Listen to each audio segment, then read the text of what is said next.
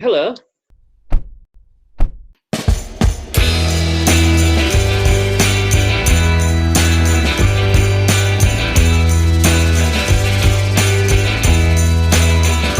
When your mind is Evening, Graham. Good evening, Anthony. Hello, Charles. Welcome. Sunday night, blackbird singing in, well, not the dead of night, just the light of night, and gorgeously Very loud sunny. singing. Well, yeah, Exactly. there's no blooming dead of night here. It's like summer already. Exactly. That's gorgeous. I never thought I'd be saying this. I've been planting all yesterday and planting all today. I mean, I like to sow Dear, seeds. I that's like not to very. sow seeds and ideas, but It's not very rock and roll, I think unless you're talking about I think Jason Mary Chain sowing seeds of psycho candy. I think it's the most rock and roll thing I probably do now. Oh, gardening. Gardening's Yeah, the new rock and roll. I think it is. I might take some persuading. Persuade yourself, Graham. It's a sublime pleasure. If you say so, you're turning into Adam Clayton from U2. He's also a massive keen gardener. And Kim Wild Gardner. Yeah. Yeah. She's the other one. Yeah, well, Graham, I think we should start with an interruption because it's a pressing night of mainly interruptions, which we're more used to happening on journeys south to anything important or on anyone attempting to travel anywhere these days. But Graham, interruption number one. This is a bit of indie music gossip. Into Will Jackson. Now, Will Jackson is a music producer and has worked over the years with Kaiser Chiefs and lots of bands. He's also who has played a significant role in the history of Harrogate's only two, which is Wally and Mag Matter, were vaguely successful in the 1970s, and he's played both of them. So he's got some like genuine, credentials to leads and adding a lot more extra features to make it even more super duper. Also, right now in Soundworks and Leeds, recording new songs are the Cribs. Wakefield's not with Johnny Marr in the lineup though. I hasten to add, but still, it's the Cribs who are a pretty damn good band. So there you go, a bit of gossip to kick off with. Yeah. Now, Graham, we've hovered on the edge of a particular subject here that we're finally getting around to discussing. That is you returning to the River's Edge. Which is the cult 1986 teen film that foretold Twin Peaks and the grunge movement. That is quite some statement. Well, yeah, I was surprised because I saw it when it first came out a long time ago. Now, if it came out in '86, I'm not sure I could have seen it because at '86 I was at the Gold Times, which is nowhere near a cinema.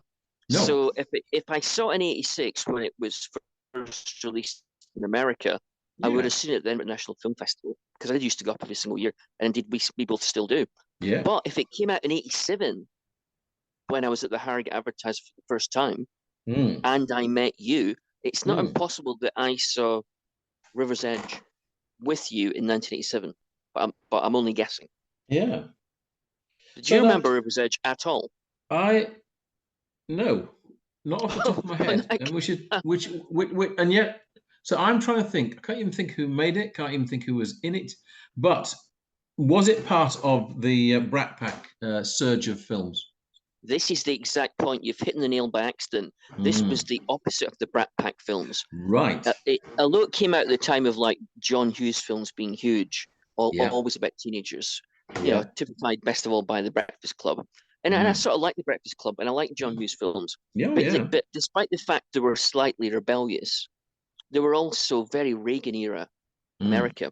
Well, when River's Edge came out by Tim Hunter, who was a little known TV and small film director, this film was the exact opposite of The Breakfast Club and John Hughes films. It was like deadly serious and really gritty, but about teenagers in a small town in Northern California, surrounded by forests near a river. And it's a really down at heel small town, and it's full of like dysfunctional families, kids taking drugs, bunking off school. It's like a portrait of America with the wheels coming off, which of course is what happened in Reagan's America if you didn't happen to live in the right area.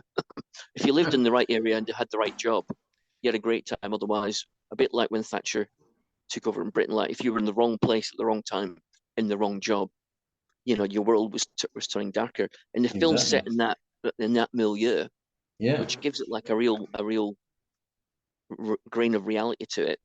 But bizarrely, it's also very theatrical because it Mm. stars the young Keanu Reeves, and I like Ah. Keanu Reeves, but he's always theatrical. It also Yeah. stars Crispin Glover, who was in Back to the Future. He's Yeah. he's always theatrical, and it Yeah. also stars Dennis Hopper. Well, when was Dennis Hopper ever suitable? Not I mean, theatrical. I mean, Dennis Hopper was a brilliant actor, but he's not like quiet. And No. Dennis Hopper, of course, his first big role in the 1950s was Rebel Without a Cause, a teen Yes. film about Yeah. disaffected youth. Now he's Yeah. back, you know, 30 years later, Mm. playing someone who can't walk properly anymore because he had a motorbike accident.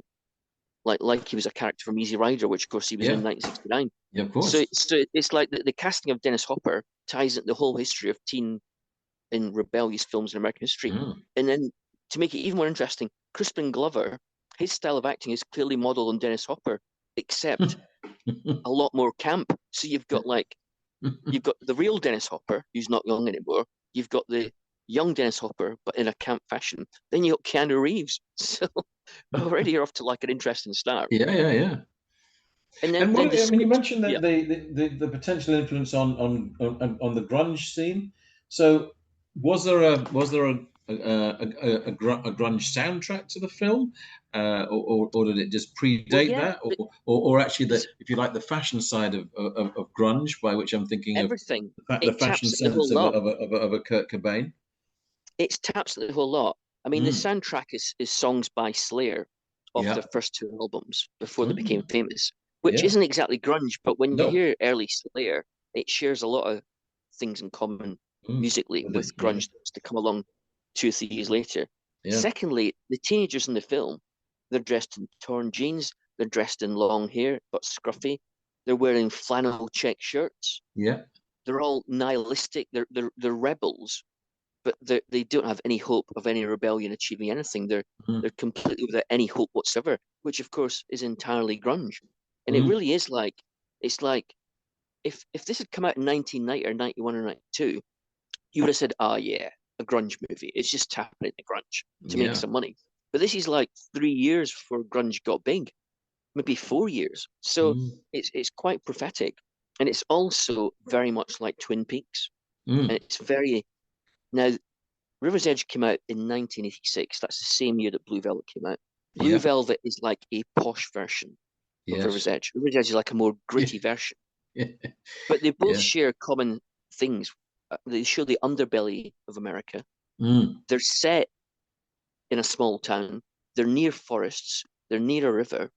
And lo and behold, two really strange things about River's Edge and Twin Peaks, the TV series. The first thing is that the River's Edge film starts with a naked body of a young woman being discovered next to a river. Twin Peaks starts with a naked body of a young woman being Yep. washed up at a lake. They're Exactly. both very similar starts. Mm. Secondly, after the minor success of River's Edge, the director Tim Hunter was then recruited by David Lynch to direct 3 episodes of Twin Peaks when it Mm. came out in 1990. So the Mm. crossover between the two films Yeah. and grunge is just absolutely massive. And there's no way Tim Hunter, when he put the film together with a young No. Keanu Reeves and Crispin Glover Mm. and Dennis Hopper, had Mm. any idea of any of this. No. It's quite uncanny how much it was ahead of the curve on so Mm. many things. Is it a film that's therefore gone under the radar, underappreciated, doesn't get reverentially mentioned in terms of influential films? It is because it's never meant grunge has never quite gone away. Grunge is No. still being written about. But when people talk about grunge, you never hear the words River Edge film No. turning up. No. It just doesn't Absolutely. happen. No. And the other thing is that because it is about teens, teenage films in general aren't really rated by critics. So modern day critics aren't going to make a film that's about teenagers, one of their all-time great movies. It's just not what they do. It doesn't win you any cool points. So it's overlooked by the critics as well. But it is still a very, very good film with a great script, great characterization, and a very good dark streak of humor. It isn't entirely bleak. It's a bit like sort of like Samuel Beckett with a sense of humor at times. It could have worked as a stage play. That's how good Mm. the script is. Mm. But but there's a sign that I'm not among this because Richard Linklater, the great director who did Dazed and Yeah. Confused, Yeah. and other great films like Boyhood. Yeah. He loves River's Edge. In fact, when it was released in America, he turned up and did a Q&A about Ah. the film in some cinema in Texas, because that's where Mm. Linklater is from. So I do think it's totally underrated. I see it as a film that's as good as American Graffiti, but whereas American Graffiti is about America when the economy was doing well and they were Mm. feeling self-confident about the nation. Yeah. River's Edge is the opposite. American Yeah. Graffiti is set in the early 60s, River's Edge is in the mid 80s. In the Mm. space of 25 years, America's gone from confident and bright into bleak and negative. So I think it's quite an important film. Yeah. Yeah. So, I mean, you saw it. Was this one of your sit-at-home DVD quiet nights? Well, yeah, it's Blu-rays at home. I Yeah, call it a Blu-rays. film Sorry, night. Blu-rays. It's Yes, it's a it's a yes. film night of one, and I haven't got a fancy done indoor cinema with a gigantic screen No, like who I'm needs that, eating Graham? popcorn. No, Who needs that? mm. Well, that reminds me of Well, not what I me. went to see. Last night I went to see a documentary about uh, Powell Pressburger, or Powell and Pressburger, whichever way you want to say it. Maybe the most Oh yeah, yeah, underappreciated yeah, yeah. geniuses of British cinema. And there were precisely, I think, Mm, mm, 5 of us sitting there, appreciating the genius of Michael mm. Powell Yeah, and yeah, yeah. Pressburger. And who made it even better was the presence. And the reason that I'm Mm, mentioning this is that Martin mm, Scorsese mm. guided the whole thing. So it was his opinions on it, him Oh, that's telling good. you. It's his appreciation of each of the major films that they made. It's an absolutely outstanding piece of work. Oh, brilliant. And if anything can persuade people to rediscover films, I mean, obviously, the Red Shoes would be the obvious example, but there's a whole series of them that capture Englishness, Britishness superbly, and so that's why it was interesting to have an American psyche looking at it, and in particular, what was fascinating was just how influential on Scorsese's own directing style was the directing Mm, style of Powell, how he used a camera, how he mm, made. There were two particular bits that he mentioned. One, obviously, was the 15 minutes sequence of ballet in the Red Shoes, and another, and I think it was from Blimp, I think, but where there was no dialogue for 10 minutes. And it may not have been Blimp. I'm sorry, not to remember which film it was. like yes, Colonel Blimp.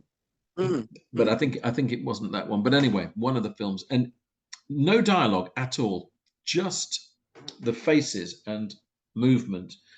And this was very influential Yeah, yeah, yeah. on Scorsese. Not least, he said, actually, if you look at the sequences of Sugar Ray Robinson fighting Jake LaMotta, And Raging that, Bull.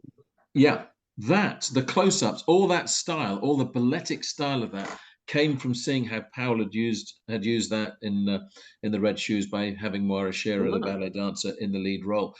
So it was absolutely fascinating on I've all thought of detail. That, another mm, comparison.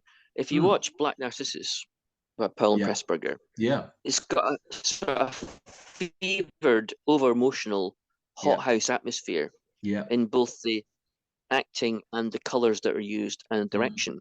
mm. And although the subject matter is totally different, it's got the same sort of feeling of colour and intensity as Mean Streets and Taxi Driver have. Yeah, yeah. He said that the influence on that was very strong as well on the style that he called into play with De Niro's acting. So Mm, I loved the way that and it wasn't Scorsese indulging himself no. in drawing comparisons with his own work. It was fascinating to see how such a powerhouse filmmaker as Scorsese was so strongly influenced, and they became great friends for over 16 years. I think they were friends, Mm, Powell and mm, mm, Scorsese. So this was mm. one of those unexpected delights. If people get the chance to see this What's it piece, called again, Charles? I think it's called Made in England. The Mm. films of Powell Pressburger, Oh, yeah. and so it's playing at the moment at City Screen in York, and Mm. but it's likely to it's a BBC film, so it's likely therefore to crop up on the BBC at some point, and I really urge people to see it, and of course then to rediscover the films that are so they're not neglected. They're just, I think, underappreciated would be Well, the case. I think there's a few films that are still shown quite regularly on TV. Yeah. A Matter of Life and Death is on quite a lot. Yes. Blacklist is on quite a lot, and Mm. The Life and Death of Colonel Blimp is Yeah. still shown regularly. And Yes. that's my favourite. Yeah. It's not the most showy offy No. of Powell and No. Pressburger films visually, Mm. but the storyline and the acting and the heart and soul of it Mm. are just superb. And it sums up the best of being British, but in a way that Yeah. isn't sentimental or fake. It's Yeah, a really absolutely. great film. The reason I made that link was just because we were talking about seeing how one sees films. You're not watching them on a big screen. And Scorsese watched these films at home as a child and as a young man in black and white. Oh, So yeah. you can imagine the sensuality of lipstick, for example, being, Yeah. you'd think, but he said no, somehow the psychosexuality still would come through, even though he couldn't see the color red, couldn't see Yeah. what he was watching. It still came through to him because, well, he wasn't watching it on a cinema screen, he was watching it on a small television, not in a particularly good quality television, but the sheer skill of filmmaking and the way that he was drawn into the psychological side of the film work, as well as the amazing filmmaking technique that Powell and Pressburger did. I think that's the key thing about Powell and Pressburger, which they sort of share with Hitchcock. Their films are about psychology. They're Yes. quite often psychodramas, Yes. and I think the Americans didn't make psychodramas. They No. made great films in the 30s, much better than British films in general. There's very few classic British films from the 1930s, whereas the Americans had screwball comedies, gangster movies, some great dramas. But the one thing the British did first through Hitchcock to a degree, but especially Powell and Pressburger, was psychodramas in the use of psychology. They were well ahead of the curve on that. And having for example, a young Deborah Kerr was 20 years old when she worked for the first time with Powell Pressburger and playing 3 roles in one film within it. I mean, which is extraordinary at the age of 20 that they were able to get a performance like that. Absolutely. But to have that skill at the age of 20 is remarkable. Certainly I'm is. not saying that you could, in the way that sometimes Hitchcock is accused of being manipulative in the way that he used his women in the films as psychological muses for the films, and in some ways now we're a bit uncomfortable when we watch that. I don't think that's the same suggestion, but nevertheless, it is the psychology that has to be brought into the performance at the age of 20 is remarkable. That happens. Do you think that? I mean, you mentioned some of the films are still shown, Graham, but do you think Michael Powell in particular, who was a visionary filmmaker, and also never ever worried about if the film failed, stuck to his guns, absolutely had confidence in his work, resolutely so, and he makes the point that England never appreciates great men, and I don't know whether he meant himself there, but he did say it with a certain smile on his face, as if to suggest might be talking about himself. Well, it appreciates great men when they have big hits. So Hitchcock was always appreciated in Britain because he had so many massive because he had big hits. Yeah. Whereas Powell and Pressburger went off the ball because they couldn't really adapt to the 1960s. That's right. Mind you, now Hitchcock exactly. went down in the 60s.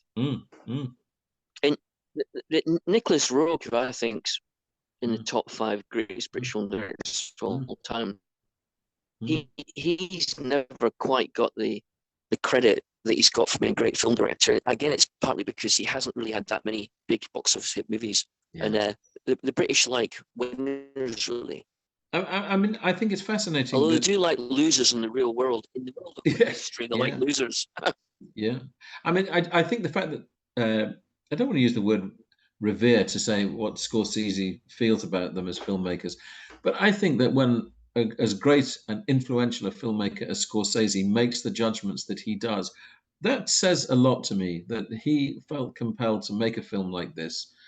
He didn't direct the film, but he was throughout shown on screen, talking about it. And I that to me was a revelation. I wasn't aware of the joy that he'd found in his almost obsessive love of the work of Powell Pressburger. But that's where documentaries reveal so much, and why I will always gleefully go to see documentaries when I'm even not even sure what's going to be coming up within them. I think there's always revelations there that's what I love in documentaries, the revelation that's not expected, and the skill with which this documentary is made is fantastic. So if you get the chance, do please see it. Yeah, well, we've been going to the Edinburgh Film Festival for an awful long time every year. Yeah.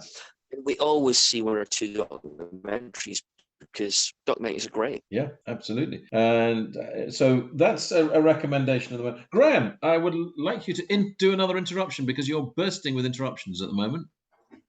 Well, Universal Music Group had said to TikTok in a hissy fit that TikTok could no longer use any music that was owned by Universal Music Group because in the world of TikTok, which I don't bother getting involved with, people make their own little videos and memes, and they use real music by real acts, quite often by really famous music acts, without paying a bean to anybody or asking permission, because that's how the digital world works. That's how TikTok works. So Universal Music Group said, this is ridiculous. You know, you're making millions through TikTok, and all this music that's populating the site, we're getting nothing out of this deal, and it's our music, it's the artist's music. So having done a bit of a strike with TikTok, they've now announced a new licensing deal where Universal Music Group will officially give the rights to TikTok for people to use famous people's music. So when I heard that, I thought, well, that sounds quite positive. That means the artists will start getting paid. But when I looked into it, there's not really any mention of the artists. It's all about Universal Music Group. And what seems to be agreed that in return for allowing TikTok users to use the music, TikTok's going to organize it so that the acts whose music is featured can get some sort of input to TikTok to promote their gigs, to promote their new albums, and to promote Universal Music Group. Now, that's great. That means that TikTok's no longer a one-way street, and it helps Universal Music Group. But it doesn't really help the artists that much, except it'll obviously help them build their career further by being able to use TikTok as some sort of marketing tool. But it doesn't really say that the artists whose music's been exploited all round, including by the public, doesn't explain whether they'll actually end up getting any more money for it, or whether it's just going to be TikTok making loads of money, Universal Music Group making more money. And it seems to me that it's just another middleman. So before the digital world came along, the middleman in music was the record company, who always made more money out of the whole thing than the artists themselves, who were only the creators of the wealth of the company ever got. Now you've got a double layer of middlemen. You've got Universal Music Group, who own all the music, and then you've got TikTok, who let the users use the music, who make money out of those users. So you've got two layers of middlemen and middlewomen making loads of money, and the poor artists who without whose songs and music none of this would be possible. They again are bottom of the pile. We're never gonna get another billionaire Paul McCartney, are we? Only if you're at the very top. If you're Taylor Swift, Beyonce, maybe Adele, a couple of others, you're so high up and you're so big in the digital world, you do get lots of money.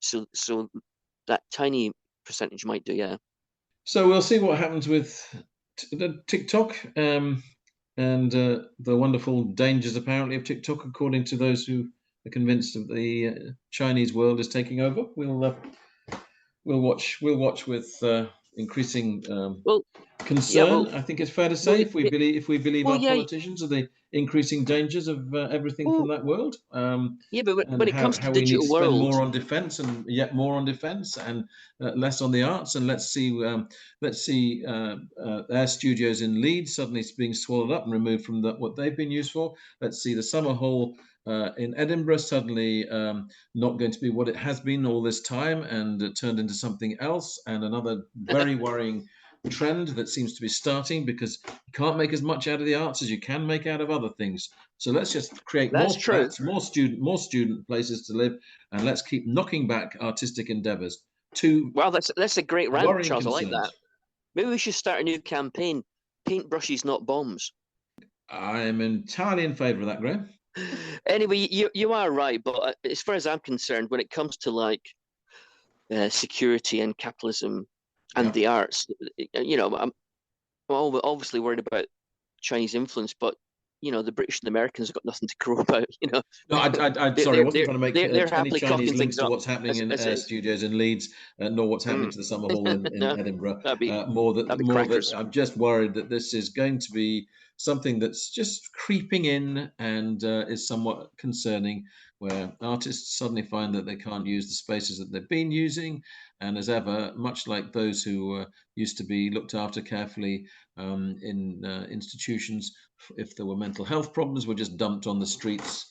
And I think we're facing interesting situations where it looks like artists are just being treated in the same way. Just don't bother about where they're being, where they might be going, providing space for them.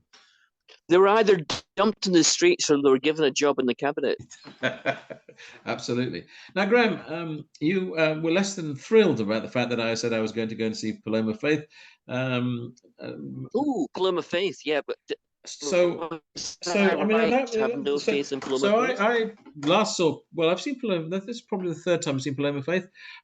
This time, she's now up to 6 albums. And every single one of her albums has been hugely successful, including the latest album going to number 2. Interestingly, her singles have never sold as well as her albums. And that is actually unusual for someone who would be considered first and foremost a pop star. But if you look at the track record of her albums, I think 2 number 1 albums amongst that, and certainly I think the first album got to number 9, but ever since they've all been top 2, I think. The show obviously sold out, so there's my starting point on this. Well, you're defending her already. It's like looking for an excuse to like Graham, her. I'm looking at the fact that I think actually, given that it's not that there's been a hugely successful singles career, there has been some, but you'd be surprised actually as to when the last hit single was.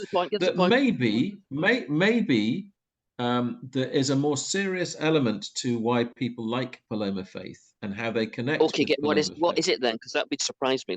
Let's hear it. Well, the thing that first struck me was the diverse age group that went to see the concert. So there were young audience members who knew every single word of every single song that she was singing, but there were also those who connected, I think, with her sensibilities as a modern woman and a modern feminist woman.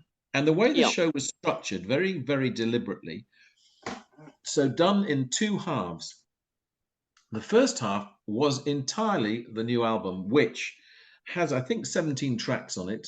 And she performed, I think, 14 of those songs. And she referred to it as being, the Misery album. And this is just to remind you, it's not a tortured police department type situation, is it? It's the divorce album. Now, that's the other point I think that's interesting, Graham, because everyone's going on about, obviously, Taylor Swift, how she's, what's the modern word people use for it? Dissing? Actually, that's not that modern, is it? Anyway, dissing former boyfriends and that nervousness about what she's going to say about former beaus. Now, in the case of Paloma, Paloma's album came out earlier than Taylor's, and it is very much putting 2 barrels up to her former second husband, I think, the Frenchman that she was married to, and she gives him both barrels as to how he clearly didn't seem to be pulling his weight, shall we say, in the household. She was, as she was depicting this, how she was pretty much doing everything. So bringing up the 2 children, obviously a successful career as a musician. I think he wasn't doing anything at all. He was just lounging around the house, is pretty much was what she was giving the impression. Like a beach bum. What was interesting is that she did first 4 songs from the album, and then started talking to the audience, explaining why the structure of the show, and then talking about how she felt about the role of women. And it was very, very strongly opinionated. And I'm not saying controversial. It was well argued. It was also powerfully amusing as well. She is a very amusing woman, and she, Yeah, but is which I her think we know, personality? which Her I think we know, personality's she yeah, is her full of personality's personality. yeah, That's but what the she is, personality. Graham. Yeah, but I don't care about the personality if the music's Why not brilliant. not? So how Why good do is you not how care good about is the personality? the music's first and foremost the most important thing to musician in my book. And So how good is the music? okay. So I think that's where it's interesting, because I think in many ways actually it's the personality that leads her music. It was certainly more, and certainly so in the more recent songs. She is a first and foremost, I think, a personality-led performer. I like performers to have personality and character. I understand what you're saying about the strength of the songs, and I think Mm. it would be fair to say that all 14 songs out of the 17 that she played were great. No, they weren't. There's absolutely no way that you could say that. But as I say, the fact that she takes you on this line of thinking about the role of women in the modern world, and to have the confidence and the chutzpah to do that, I like that about the show. I did find that as I was watching the first half, I was enjoying her personality and her thoughts and the way she was working an audience, perhaps more overall than some of the songs. Yeah, there you Now, go. you will therefore say, Mm. is that not enough? But if you look now at musicals that people go to, not always with musicals are the songs bursting with melody, and that it comes down to conviction and powerful performances. Now, actually, there is melody, a considerable melody in the work of Paloma Faith. But I mean, is she as good? Is she as good a songwriter as Amy Winehouse at her best? No, you couldn't say she was. Definitely not. Is her songs quite as memorable as the very best of Adele? Probably not. But I think as a performance, it's a very, very enjoyable show. She's also Yeah. very self-aware. So she knows. She said, "Look, men have left the audience before the show's even halfway through because of what she says about men in the show." And there was at one Excellent. point where a chap made some comment, and she told him to f off, basically, but in a humorous way. And that was interesting. The banter that was going on, the way she Yeah, worked the audience. she's a clever artist. Like she's Yeah, always known how to behave in public. yes, She acts like an interesting character at all yeah, times, no matter what she's doing. So, yeah. so I do like that. I don't dislike her as a person Mm. whatsoever. It's just I don't find her music that great or that interesting.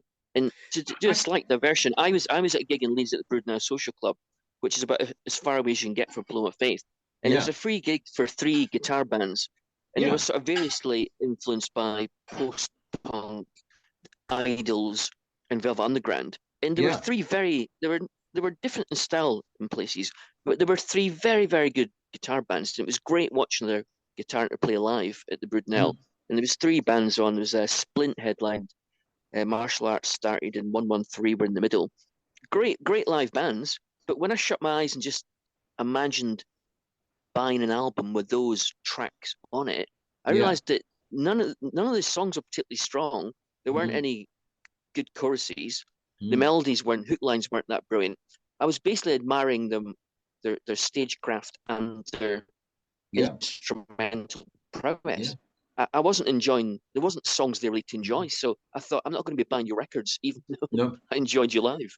I mean, with the other thing I should say with Paloma is actually the performance visually. So in the first half, all the other musicians, as is so often the case, were wearing black, and so was she. The stage design was reminiscent. You could have been watching the musical Chicago, the way that Oh yeah.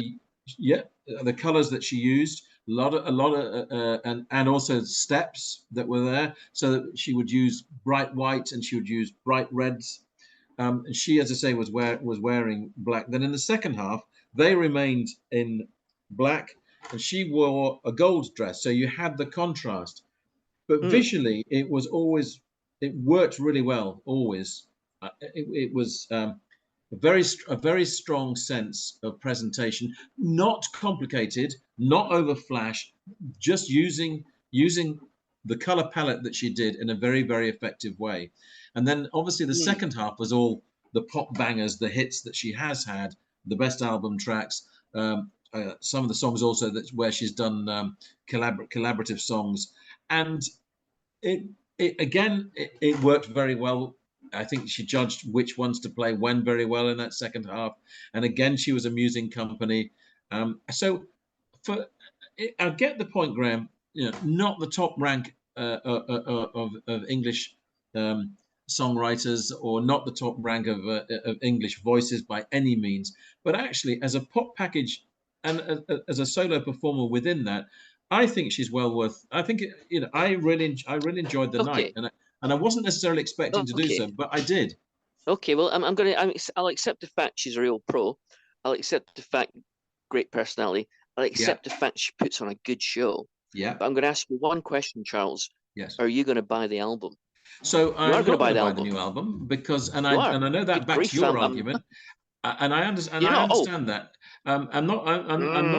I mean, I didn't feel compelled to buy the new album. I didn't feel compelled that there were sufficient songs that would make me want to do so. But sometimes, Graham, a performance can be stronger than the actual material that's there. We've seen that before. There are some. That's true.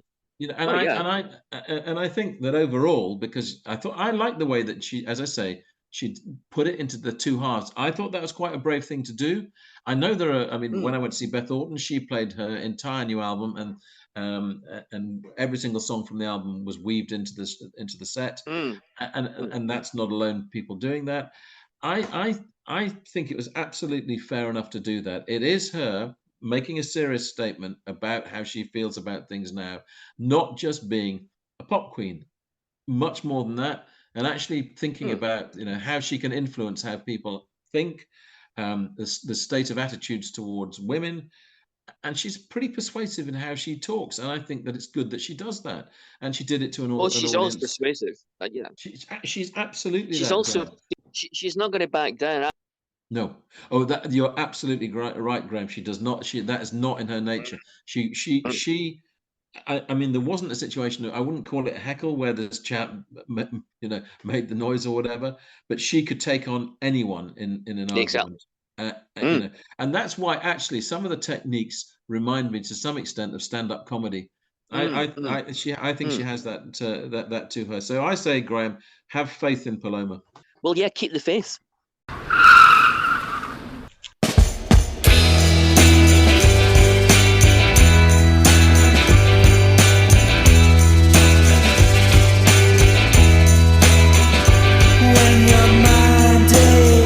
You've been listening to the podcast Two Big Egos in a Small Car.